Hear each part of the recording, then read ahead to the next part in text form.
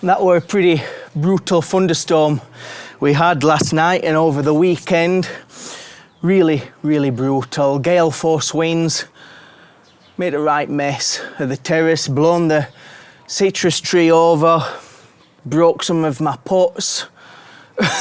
You've seen where the greenhouse is. Well, the thunderstorm didn't blow it down there. It blew it across the terrace, but I picked it up, blowing like mad. I managed to pick it up and I flung it down there myself because otherwise it was going to end up flying into the streets and causing some real mayhem. So I thought I'll throw it down there. It ain't going to go too far if it's down there, and well, I'll pick up the pieces the next day, and well, it's the next day and it's a big mess. And I thought this would be a really cool, opportune time to talk about what you can do when you've had a thunderstorm, a bit of care for your plants, especially when you've had a lot of heavy rainfall. It doesn't need to be a thunderstorm, but when you've had heavy rainfall, what you can do for your plants to make sure that they keep in tip-top shape. And we're talking specifically now about potted plants. You don't need to worry so much if your plants are in the ground.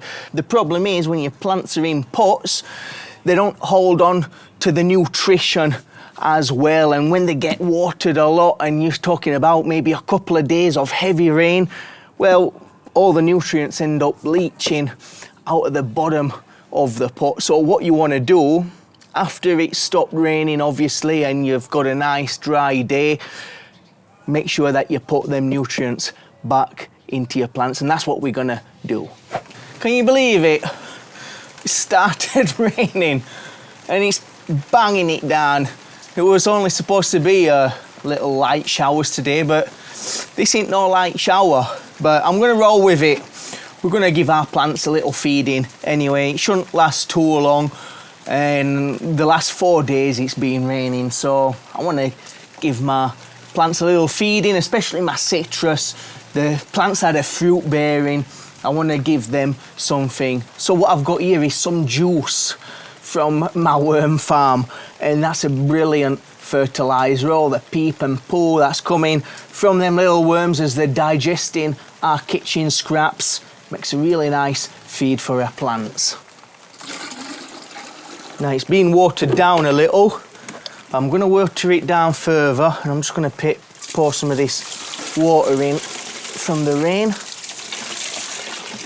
And I've got it all over my foot. Squelching like mad now, my feet. That's it. So I'm using this to feed my plants, and I'm gonna give my citrus a sprinkling of wood ash as well to give them back some of their macronutrients, zinc and phosphorus that citrus really like. You use whatever you've got, whatever you feed your plants with, and if it's something you buy, make sure you use it as the instructions it says on the bottle. If you'd like to know how you can use your own urine as a fertilizer, then click on the link that's just popped up right now. Urine's for free, and we're making litres of it every day, so why not take advantage? It's a very powerful, good fertilizer, but be sure to watch the video and find out how you can use it safely. Hope you enjoyed this short video. It's just been a way to replace the nutrients that's been lost through, obviously, overwatering, and when it's raining like it is, and it's a real downpour. We're not talking about the odd little spot of rain here and there, but we're talking about heavy downpours. Our plants can lose a lot of nutrition that are in pots, and we can be unaware of it. We can think, well, we only gave them a feed last week or whatever, but we don't realise that they can lose a lot during that heavy raining period. So just to be aware, make sure that you put in that nutrition back in there. Guys, thanks for watching. I hope you enjoyed this video. Don't forget, if you haven't subscribed, hit that subscribe button and the bell notification so you don't miss a single thing. And maybe you want to watch this video next. 5 organic ways that you can control pests in your garden. Until next time, guys, I'll see you later.